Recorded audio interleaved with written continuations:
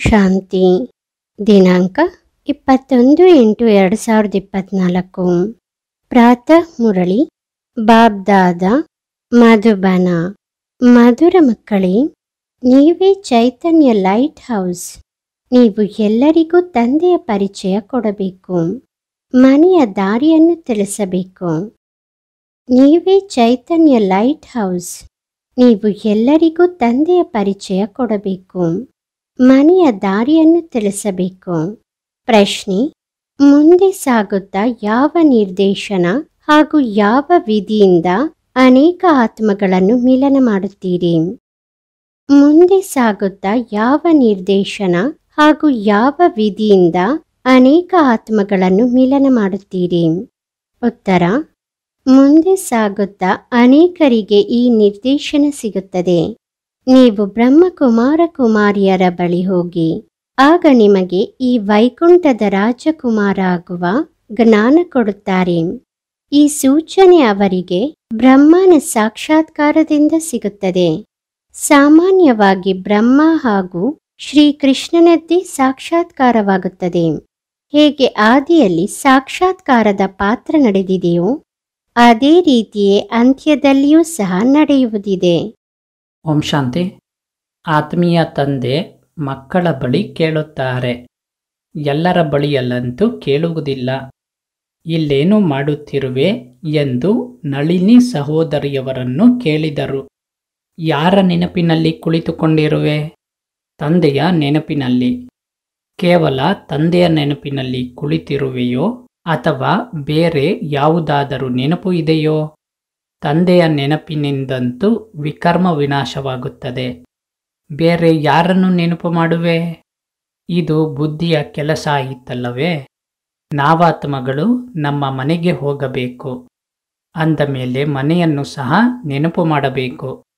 ಸರಿ, ಬೇರೇನು ಮಾಡಬೇಕು?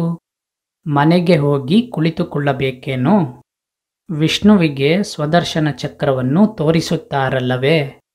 ಅದರ ಅರ್ಥವನ್ನು ಸಹ ತಂದೆ ಈಗ ತಿಳಿಸಿಕೊಟ್ಟಿದ್ದಾರೆ. ಸ್ವ ಅಂದರೆ ಆತ್ಮನ ದರ್ಶನವಾಗಿದೆ. 84 ಜನ್ಮಗಳ ಚಕ್ರದ್ದು. ಅಂದ ಮೇಲೆ ಆ ಚಕ್ರವನ್ನು ಸಹ ತಿರುಗಿಸಬೇಕು. ನೀವು ತಿಳಿಯುತ್ತೀರಿ, ನಾವು 84ರ ಚಕ್ರವನ್ನು ಸುತ್ತಿ ಮನೆಗೆ ಹೋಗುತ್ತೇವೆ. ನಂತರ ಅಲ್ಲಿಂದ ಸತ್ಯುಗಕ್ಕೆ ಪಾತ್ರವನ್ನಭಿನಯಿಸಲು ಬರುತ್ತೇವೆ. ಪುನಃ 84ರ ಚಕ್ರವನ್ನು ಸುತ್ತುತ್ತೇವೆ. ವಿಷ್ಣುವಿಗೆ ಯಾವುದೇ ಚಕ್ರ ಇರುವುದಿಲ್ಲ. ಅವರಂತೂ ಸತ್ಯುಗದ ದೇವತೆ ಆಗಿದ್ದಾರೆ. ವಿಷ್ಣುಪುರಿ ಎನ್ನಿ ಅಥವಾ ಲಕ್ಷ್ಮೀನಾರಾಯಣನ ಪುರಿ ಎನ್ನಿ, ಸ್ವರ್ಗ ಎನ್ನಿ. ಸ್ವರ್ಗದಲ್ಲಿ ಲಕ್ಷ್ಮೀ ನಾರಾಯಣರ ರಾಜ್ಯವಿತ್ತು. ಒಂದು ವೇಳೆ ರಾಧೆ ಕೃಷ್ಣನ ರಾಜ್ಯ ಎನ್ನುತ್ತಾರೆಂದರೆ ಈ ತಪ್ಪನ್ನು ಮಾಡುತ್ತಾರೆ. ರಾಧೆ ಕೃಷ್ಣರ ರಾಜ್ಯವಂತೂ ಇರುವುದಿಲ್ಲ. ಏಕೆಂದರೆ ಇಬ್ಬರು ಬೇರೆ ಬೇರೆ ರಾಜ್ಯದ ರಾಜಕುಮಾರ ರಾಜಕುಮಾರಿಯಾಗಿದ್ದರು. ರಾಜ್ಯಭಾರದ ಮಾಲೀಕರಂತೂ ನಂತರ ಸ್ವಯಂವರದ ನಂತರ ಆಗುತ್ತಾರೆ. ಅಂದ ಮೇಲೆ ಇದೇನು ವಿಷ್ಣುವಿಗೆ ಚಕ್ರ ಕೊಟ್ಟಿದ್ದಾರೆ, ಈ ಚಕ್ರ ನಿಮ್ಮದಾಗಿದೆ. ಅಂದ ಮೇಲೆ ಇಲ್ಲಿ ಯಾವಾಗ ಕುಳಿತುಕೊಳ್ಳುತ್ತೀರಿ ಆಗ ಕೇವಲ ಶಾಂತಿಯಲ್ಲಿ ಕೂರಬಾರದು, ಆಸ್ತಿಯನ್ನು ಸಹ ನೆನಪು ಮಾಡಬೇಕು. ಆದ್ದರಿಂದ ಈ ಚಕ್ರ ಇದೆ.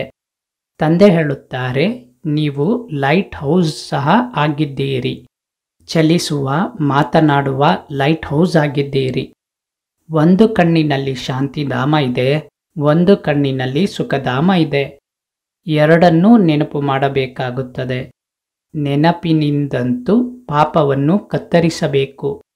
ಮನೆಯನ್ನು ನೆನಪು ಮಾಡುವುದರಿಂದ ಮನೆಗೆ ಹೊರಟು ಹೋಗುತ್ತಾರೆ. ನಂತರ ಚಕ್ರವನ್ನು ಸಹ ನೆನಪು ಮಾಡಬೇಕು. ಈ ಪೂರ್ಣ ಚಕ್ರದ ಜ್ಞಾನ ನಿಮಗಷ್ಟೇ ಇದೆ. 84ರ ಚಕ್ರವನ್ನು ಸುತ್ತಿದ್ದೇವೆ. ಮೃತ್ಯುಲೋಕದಲ್ಲಿ ಈಗ ಇದು ಅಂತಿಮ ಜನ್ಮ ಆಗಿದೆ. ಹೊಸ ಜಗತ್ತಿಗೆ ಅಮರ ಲೋಕ ಎನ್ನುತ್ತಾರೆ. ಅಮರ ಅಂದರೆ ನೀವು ಸದಾ ಜೀವಂತವಾಗಿಯೇ ಇರುತ್ತೀರಿ. ನೀವು ಎಂದಿಗೂ ಸಾಯುವುದಿಲ್ಲ. ಇಲ್ಲಂತೂ ಕುಳಿತು ಕುಳಿತೇ ಇದ್ದಕ್ಕಿದ್ದಂತೆ ಮೃತ್ಯು ಆಗುತ್ತದೆ. ಕಾಯಿಲೆಗಳು ಇರುತ್ತದೆ. ಅಲ್ಲಿ ಕಾಯಿಲೆಯ ಭಯ ಇಲ್ಲ, ಏಕೆಂದರೆ ಅಮರಲೋಕ ಆಗಿದೆ. ನೀವು ವೃದ್ಧರಾಗುತ್ತೀರೆಂದರೆ ಆಗ ನಾವು ಗರ್ಭ ಮಹಲ್ಗೆ ಹೋಗಿ ಪ್ರವೇಶ ಮಾಡುತ್ತೇವೆಂಬ ಜ್ಞಾನ ಇರುತ್ತದೆ. ಈಗ ಗರ್ಭ ಜೈಲಿಗೆ ಹೋಗುತ್ತಾರೆ, ಅಲ್ಲಂತೂ ಗರ್ಭ ಮಹಲ್ ಇರುತ್ತದೆ. ಶಿಕ್ಷೆಯನ್ನು ಅನುಭವಿಸಲು ಅಲ್ಲಿ ಪಾಪವನ್ನಂತೂ ಮಾಡುವುದಿಲ್ಲ, ಇಲ್ಲಂತೂ ಪಾಪ ಮಾಡುತ್ತಾರೆ. ಆ ಕಾರಣ ಶಿಕ್ಷೆಯನ್ನು ಭೋಗಿಸಿ ಹೊರಗಡೆ ಬರುತ್ತಾರೆಂದರೆ ನಂತರ ಪಾಪವನ್ನು ಶುರು ಮಾಡಿಬಿಡುತ್ತಾರೆ. ಇದು ಪಾಪಾತ್ಮಗಳ ಜಗತ್ತಾಗಿದೆ. ಇಲ್ಲಂತೂ ದುಃಖವೇ ಇರುತ್ತದೆ. ಅಲ್ಲಿ ದುಃಖದ ಹೆಸರು ಇಲ್ಲ. ಅಂದ ಮೇಲೆ ಒಂದು ಕಣ್ಣಿನಲ್ಲಿ ಶಾಂತಿಧಾಮ, ಮತ್ತೊಂದು ಕಣ್ಣಿನಲ್ಲಿ ಸುಖಧಾಮವನ್ನು ಇಟ್ಟುಕೊಳ್ಳಿ. ಬಲೆ ನೀವು ಜನ್ಮ ಜನ್ಮಾಂತರ ಜಪ ತಪ ಇತ್ಯಾದಿಯನ್ನು ಮಾಡುತ್ತಾ ಬಂದಿದ್ದೀರಿ, ಆದರೆ ಆ ಜ್ಞಾನ ಅಂತೂ ಇಲ್ಲ ತಾನೇ? ಅದು ಭಕ್ತಿಯಾಗಿದೆ. ನೀವು ಈ ರೀತಿ ಸತೋಪ್ರಧಾನರಾಗಲು ಸಾಧ್ಯವಿದೆ ಎಂಬ ಯಾವುದೇ ಯುಕ್ತಿ ಆ ಭಕ್ತಿ ಮಾರ್ಗದಲ್ಲಿ ಸಿಗುವುದಿಲ್ಲ. ಯಾರೊಬ್ಬರೂ ತಿಳಿದಿಲ್ಲ. ಶ್ರೀಕೃಷ್ಣ ಭಗವಾನ್ ವಾಚ ದೇಹ ಸಹಿತವಾಗಿ ಎಂದಷ್ಟೇ ಕೇಳಿದ್ದಾರೆ. ಈ ಗೀತೆಯ ಶಬ್ದವೇನಿದೆ ಅದನ್ನು ಓದಿ ತಿಳಿಸುತ್ತಾರೆ. ನೀವು ಈ ರೀತಿಯಾಗಿ ಎಂದೇನೂ ಹೇಳುವುದಿಲ್ಲ.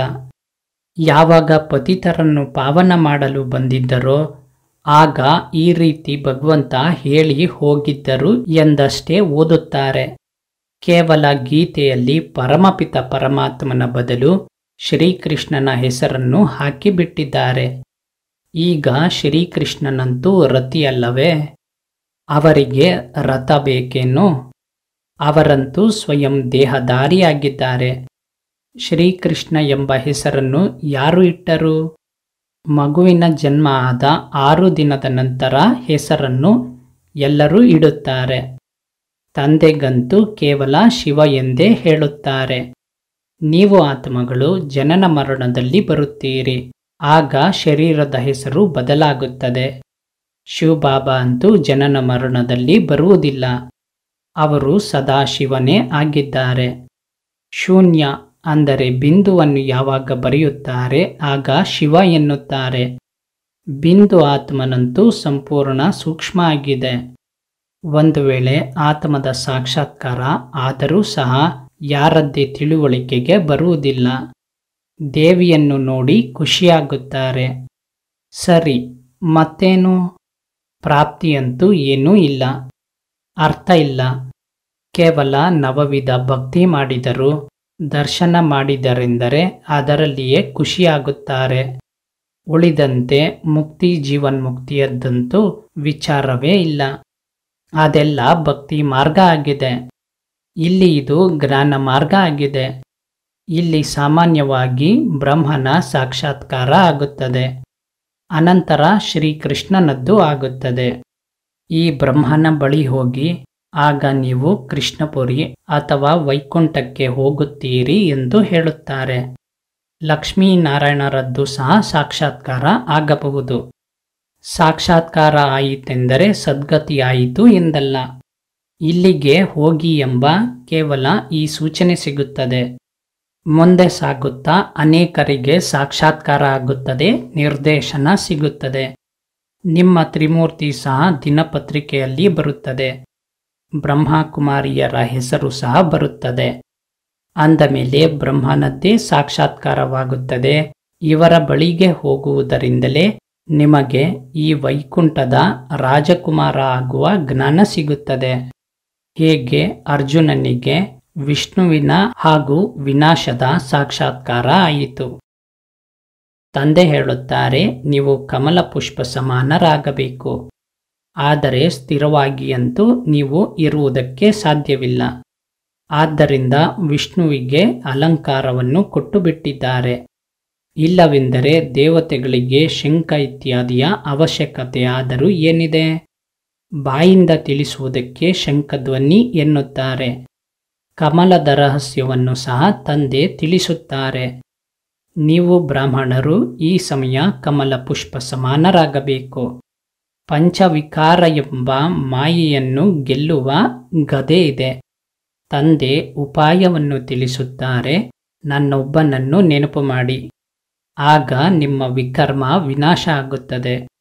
ಶ್ರೀಮತದಂತೆ ನಡೆದು ಪತಿತ ಪಾವನ ತಂದೆಯನ್ನು ನೆನಪು ಮಾಡಿ. ಒಬ್ಬ ತಂದೆಯ ಹೊರತು ಬೇರೆ ಯಾರೂ ಪತಿತ ಪಾವನ ಅಲ್ಲ. ತಂದೆ ಹೇಳುತ್ತಾರೆ, ನನ್ನನ್ನು ಕರೆಯುವುದೇ ಏತಕ್ಕಾಗಿ ಎಂದರೆ ನಮ್ಮೆಲ್ಲರನ್ನೂ ಈ ಶರೀರದಿಂದ ಬಿಡಿಸಿ ಪಾವನ ಜಗತ್ತಿಗೆ ಕರೆದೊಯ್ಯಿರಿ ಎಂದು. ಅಂದ ಮೇಲೆ ತಂದೆನೇ ಬಂದು ಎಲ್ಲ ಆತ್ಮಗಳನ್ನು ಪತಿತರಿಂದ ಪಾವನ ಮಾಡುತ್ತಾರೆ. ಏಕೆಂದರೆ ಅಪವಿತ್ರ ಆತ್ಮಗಳಂತೂ ಮನೆಗೆ ಅಥವಾ ಸ್ವರ್ಗಕ್ಕೆ ಹೋಗಲು ಸಾಧ್ಯವಿಲ್ಲ. ತಂದೆ ಹೇಳುತ್ತಾರೆ, ಪವಿತ್ರರಾಗಬೇಕೆಂದರೆ ನನ್ನನ್ನು ನೆನಪು ಮಾಡಿ. ನೆನಪಿನಿಂದಲೇ ನಿಮ್ಮ ಪಾಪ ಕತ್ತರಿಸುತ್ತಾ ಹೋಗುತ್ತದೆ. ಇದನ್ನು ನಾನು ಗ್ಯಾರಂಟಿ ಮಾಡುತ್ತೇನೆ. ಹೇ ಪತಿತ ಪಾವನ ಬಾ ಎಂದು ಕರೆಯುತ್ತಾರೆ. ನಮ್ಮನ್ನು ಪಾವನ ಮಾಡಿ ಹೊಸ ಜಗತ್ತಿಗೆ ಕರೆದೊಯ್ಯಿರಿ. ಅಂದ ಮೇಲೆ ಹೇಗೆ ಹೋಗುವುದು? ಎಷ್ಟು ನೇರವಾದ ವಿಚಾರವನ್ನು ತಿಳಿಸುತ್ತಾರೆ. ತಂದೆಯ ಸಹಜ ಜ್ಞಾನ ಮತ್ತು ಸಹಜ ವಿಚಾರ ಆಗಿದೆ. ಕೆಲಸ ಕಾರ್ಯ ಮಾಡುತ್ತಲೂ ನನ್ನನ್ನು ನೆನಪು ಮಾಡಿ ಎನ್ನುತ್ತಾರೆ. ಭಲೆ ನೌಕರಿ ಇತ್ಯಾದಿಯನ್ನು ಮಾಡಿ, ಭೋಜನ ತಯಾರಿಸಿ, ಆಗಲೂ ಸಹ ನೆನಪಿನಲ್ಲಿದ್ದುಕೊಂಡು, ಆಗ ಭೋಜನ ಸಹ ಶುದ್ಧವಾಗುತ್ತದೆ. ಆದ್ದರಿಂದ ಬ್ರಹ್ಮ ಭೋಜನಕ್ಕೆ ದೇವತೆಗಳಿಗೂ ಮನಸ್ಸಾಗುತ್ತದೆ ಎಂಬ ಗಾಯನ ಮಾಡಲಾಗುತ್ತದೆ. ಇಲ್ಲಿ ಹೆಣ್ಣು ಮಕ್ಕಳು ಭೋಗವನ್ನು ತೆಗೆದುಕೊಂಡು ಹೋಗುತ್ತಾರೆ. ಆಗ ಅಲ್ಲಿ ಸಭೆ ನಡೆಯುತ್ತದೆ. ಬ್ರಾಹ್ಮಣರ ಹಾಗೂ ದೇವತೆಯರ ಮೇಳ ನಡೆಯುತ್ತದೆ. ಭೋಜನವನ್ನು ಸ್ವೀಕಾರ ಮಾಡಲು ಬರುತ್ತಾರೆ. ಬ್ರಾಹ್ಮಣರು ಯಾವಾಗ ಭೋಜನವನ್ನು ಸ್ವೀಕಾರ ಮಾಡುತ್ತಾರೆ, ಆಗ ಮಂತ್ರವನ್ನು ಜಪಿಸುತ್ತಾರೆ. ಬ್ರಹ್ಮ ಭೋಜನದ್ದು ಸಹ ಬಹಳ ಮಹಿಮೆ ಇದೆ. ಸನ್ಯಾಸಿಯಂತೂ ಬ್ರಹ್ಮ ತತ್ವವನ್ನೇ ನೆನಪು ಮಾಡುತ್ತಾರೆ. ಅವರು ಸೀಮಿತದ ಸನ್ಯಾಸಿಯಾಗಿದ್ದಾರೆ. ನಾವು ಮನೆ ಮಠ ಆಸ್ತಿ ಇತ್ಯಾದಿ ಎಲ್ಲವನ್ನೂ ಬಿಟ್ಟಿದ್ದೇವೆ ಎನ್ನುತ್ತಾರೆ. ಅನಂತರ ಈಗ ಒಳಗಡೆ ನುಸುಳಿಕೊಂಡಿದ್ದಾರೆ. ನಿಮ್ಮದು ಅಪರಿಮಿತದ ಸನ್ಯಾಸ ಆಗಿದೆ. ನೀವು ಈ ಹಳೆಯ ಜಗತ್ತನ್ನೇ ಮರೆತು ಹೋಗುತ್ತೀರಿ. ನೀವು ನಂತರ ಹೊಸ ಜಗತ್ತಿಗೆ ಹೋಗಬೇಕು. ಮನೆ ಗೃಹಸ್ಥದಲ್ಲಿರುತ್ತಾ ಬುದ್ಧಿಯಲ್ಲಿ ಇದು ಇದೆ, ಈಗ ನಾವು ಸುಖಧಾಮಕ್ಕೆ ವಯ್ಯ ಶಾಂತಿಧಾಮ ಹೋಗಬೇಕು. ಶಾಂತಿಧಾಮವನ್ನು ಸಹ ನೆನಪು ಮಾಡಬೇಕು. ತಂದೆಯನ್ನು, ಶಾಂತಿಧಾಮ ಹಾಗೂ ಸುಖಧಾಮವನ್ನು ನೆನಪು ಮಾಡುತ್ತೇವೆ. ಇದು ನಮ್ಮ ಬಹಳ ಜನ್ಮಗಳ ಅಂತ್ಯದ ಜನ್ಮ ಆಗಿದೆ. 84 ಜನ್ಮ ಪೂರ್ಣ ಆಗಿದೆ. ಸೂರ್ಯವಂಶಿಯಿಂದ ಚಂದ್ರವಂಶಿ, ನಂತರ ವೈಶ್ಯ, ಶೂದ್ರವಂಶಿ ಆದೆವು. ಆತ್ಮನೇ ಪರಮಾತ್ಮ. ಆತ್ಮಕ್ಕೆ ಯಾವುದೇ ಲೇಪಚೇಪ ತಗುಲುವುದಿಲ್ಲ, ಏಕೆಂದರೆ ಆತ್ಮವೇ ಪರಮಾತ್ಮ ಆಗಿದೆ ಎನ್ನುತ್ತಾರೆ. ತಂದೆ ಹೇಳುತ್ತಾರೆ, ಇದು ಸಹ ಅವರುಗಳ ಉಲ್ಟಾ ಅರ್ಥ ಆಗಿದೆ. ತಂದೆ ಕುಳಿತು ಹಂಸೋನ ಅರ್ಥವನ್ನು ತಿಳಿಸುತ್ತಾರೆ. ನಾವಾತ್ಮ ಪರಮಪಿತ ಪರಮಾತ್ಮನ ಸಂತಾನ ಆಗಿದ್ದೇವೆ. ಮೊಟ್ಟ ಮೊದಲು ನಾವು ಸ್ವರ್ಗವಾಸಿ ದೇವತೆ ಆಗಿದ್ದೆವು. ಅನಂತರ ಚಂದ್ರವಂಶಿ ಕ್ಷತ್ರಿಯರಾದೆವು. 2500 ವರ್ಷ ಪೂರ್ಣ ಆದ ನಂತರ ವೈಶ್ಯ ಶೂದ್ರವಂಶಿ ವಿಕಾರಿಯಾದೆವು. ಈಗ ನಾವು ಬ್ರಾಹ್ಮಣರು ಜುಟ್ಟು ಆಗುತ್ತೇವೆ. ಇಲ್ಲಿ ಕುಳಿತಿದ್ದೇವೆ. ಒಂದು ರೀತಿ 84ರ ಪಲ್ಟಿ ಆಟವನ್ನು ಆಡುತ್ತೇವೆ. ಈ ಪಲ್ಟಿ ಆಟದ್ದು ಸಹ ಜ್ಞಾನ ಇದೆ. ಮೊದಲು ತೀರ್ಥಯಾತ್ರೆಗೆ ಹೋಗುತ್ತಿದ್ದರು. ಆಗಲೂ ಸಹ ಹೇಗೆ ಪಲ್ಟಿ ಆಟವನ್ನಾಡುತ್ತಾ ಹೋಗುತ್ತಿದ್ದರೋ ಅದೇ ರೀತಿ ಚಿಹ್ನೆಗಳು ಇರುತ್ತಿತ್ತು. ಈಗ ನಿಮ್ಮದಂತೂ ಸತ್ಯ ತೀರ್ಥ ಯಾತ್ರೆ ಆಗಿದೆ. ಶಾಂತಿಧಾಮ ಮತ್ತು ಸುಖಧಾಮ. ನೀವು ಆತ್ಮೀಯ ಮಾರ್ಗದರ್ಶಕರಾಗಿದ್ದೀರಿ. ಎಲ್ಲರಿಗೂ ಸಲಹೆ ಕೊಡುತ್ತೀರಿ. ತಂದೆಯನ್ನು ನೆನಪು ಮಾಡಿ ಆಗ ಶಾಂತಿಧಾಮಕ್ಕೆ ಹೊರಟು ಹೋಗುತ್ತೀರಿ. ಸಾಧು ಸಂತ ಇತ್ಯಾದಿ ಎಲ್ಲರೂ ಶಾಂತಿಧಾಮಕ್ಕೆ ಹೋಗುವುದಕ್ಕಾಗಿಯೇ ಶ್ರಮ ಪಡುತ್ತಾರೆ. ಆದರೆ ಯಾರೊಬ್ಬರು ಹೋಗಲು ಸಾಧ್ಯವಿಲ್ಲ. ಪೂರ್ಣ ಇಡೀ ಲಾಟ್ ಒಟ್ಟಿಗೆ ಹೋಗುತ್ತದೆ. ತಂದೆಯಂತೂ ತಿಳಿಸಿದ್ದಾರೆ, ಸತ್ಯುಗದಲ್ಲಂತೂ ಬಹಳ ಕಡಿಮೆ ಮಂದಿ ಇರುತ್ತಾರೆ. ನಂತರ ವೃದ್ಧಿಯಾಗುತ್ತಾ ಹೋಗುತ್ತದೆ. ಅಂದ ಮೇಲೆ ನೀವು ಸುದರ್ಶನ ಚಕ್ರಧಾರಿಯಾಗಿದ್ದೀರಿ. ದೇವತೆಗಳು ಅಲ್ಲ. ಆದರೆ ಈ ಸಮಯ ನಿಮ್ಮದು ಮಾಯೆಯ ಜೊತೆಗಿನ ಯುದ್ಧ ನಡೆಯುತ್ತಿದೆ. ಆ ಹೊಡೆದಾಟದಲ್ಲಿಯೂ ಸಹ ಯಾರನ್ನು ಶಕ್ತಿಶಾಲಿ ಎಂದು ತಿಳಿಯುತ್ತಾರೆ, ಆಗ ನಂತರ ಅವರ ಬಳಿಗೆ ಹೋಗಿ ಶರಣು ತೆಗೆದುಕೊಳ್ಳುತ್ತಾರೆ. ಈಗ ನೀವು ಯಾರ ಶರಣು ತೆಗೆದುಕೊಳ್ಳುತ್ತೀರಿ? ಪತಿ ಪತ್ನಿ ಇಬ್ಬರೂ ಹೇಳುತ್ತಾರೆ, ನಾವು ನಿಮ್ಮ ಶರಣು ತೆಗೆದುಕೊಳ್ಳುತ್ತೇವೆ ಎಂದು. ನನಗಂತೂ ಒಬ್ಬ ಶಿವಬಾಬಾ ಬಿಟ್ಟರೆ ಬೇರೆ ಯಾರೂ ಇಲ್ಲ. ಎಲ್ಲ ಆತ್ಮಗಳ ತಂದೆ ಅಂತೂ ಒಬ್ಬರಲ್ಲವೇ? ಆ ಒಬ್ಬರಿಗೆ ನೀವು ಮಕ್ಕಳಾಗಿದ್ದೀರಿ. ಸಾಧು ಸಂತರಂತೂ ಒಬ್ಬರಲ್ಲ, ಅನೇಕ ಭಗವಂತರಾಗುತ್ತಾರೆ. ಮನೆಯಿಂದ ಮುನಿಸಿಕೊಂಡು ಯಾರು ಆ ಭಗವಂತನಾದರೂ ನಂತರ ದೊಡ್ಡ ದೊಡ್ಡ ಸಾಹುಕಾರರು, ಕೋಟ್ಯಾಧಿಪತಿಗಳು ಹೋಗಿ ಅವರುಗಳ ಶಿಷ್ಯರಾಗುತ್ತಾರೆ ಹಾಗೂ ಅಶುದ್ಧ ಆಹಾರದ ಸಭೆಯನ್ನು ಆಚರಿಸುತ್ತಾರೆ. ತಮೋಪ್ರಧಾನ ಮನುಷ್ಯರಲ್ಲವೇ? ಹಿಂದೂಗಳಿಗೆ ನಂತರ ತನ್ನ ಧರ್ಮವೇ ಗೊತ್ತಿಲ್ಲ. ತಂದೆ ತಿಳಿಸುತ್ತಾರೆ, ನೀವಂತೂ ವಾಸ್ತವದಲ್ಲಿ ಆದಿ ಸನಾತನ ದೇವತಾ ಧರ್ಮದವರಾಗಿದ್ದೀರಿ, ಆದರೆ ಪತಿತರಾಗಿದ್ದೀರಿ. ಆದ್ದರಿಂದ ತನ್ನನ್ನು ದೇವತೆ ಎಂದು ಹೇಳಿಕೊಳ್ಳಲು ಸಾಧ್ಯವಿಲ್ಲ. ಆ ಧರ್ಮವೇ ಪ್ರಾಯಲೋಪವಾಗಿದೆ. ಮನುಷ್ಯ ಎಷ್ಟು ವಿಕಾರಿ ಆಸುರಿ ದೃಷ್ಟಿಯನ್ನುಳ್ಳವನಾಗಿದ್ದಾನೆ.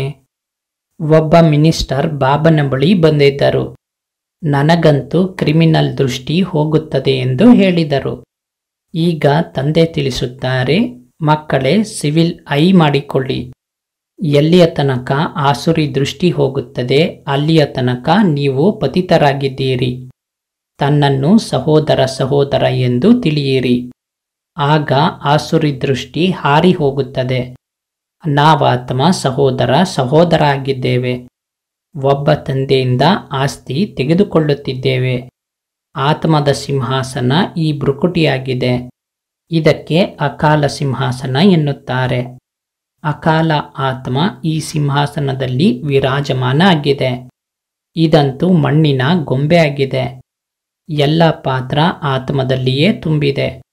ತಂದೆ ಹೇಳುತ್ತಾರೆ, ನೀವು ಮಕ್ಕಳಿಗೆ ಆಸ್ತಿ ಕೊಡಲು ನಾನು 5000 ವರ್ಷದ ನಂತರ ಬರುತ್ತೇನೆ. ನೀವು ತಿಳಿಯುತ್ತೀರಿ, ನಾವು ಆರೋಗ್ಯ, ಐಶ್ವರ್ಯ, ಅಂತಸ್ತಿನ ಆಸ್ತಿಯನ್ನು ತೆಗೆದುಕೊಳ್ಳಲು ಬಂದಿದ್ದೇವೆ. ಸತ್ಯುಗದಲ್ಲಿ ಅಪಾರ ಧನ ಸಿಗುತ್ತದೆ. ನೀವು 21 ಪೀಳಿಗೆ ದೇವತೆ ಆಗುತ್ತೀರಿ. ವೃದ್ಧಾಪ್ಯ ಆಗುವ ತನಕ ಎಂದಿಗೂ ಯಾರೂ ಸಾಯುವುದಿಲ್ಲ. ಇಲ್ಲಂತೂ ಕುಳಿತೇ ಇದ್ದಕ್ಕಿದ್ದಂತೆ ಸಾಯುತ್ತಾರೆ. ಗರ್ಭದ ಒಳಗಡೆನೆ ಸತ್ತು ಹೋಗುತ್ತಾರೆ. ಅಲ್ಲಂತೂ ದುಃಖದ ಹೆಸರು ಇರುವುದಿಲ್ಲ. ಅದಕ್ಕೆ ಸುಖಧಾಮ, ರಾಮರಾಜ್ಯ ಎನ್ನುತ್ತಾರೆ. ಇದು ದುಃಖಧಾಮ, ರಾವಣ ರಾಜ್ಯ ಆಗಿದೆ.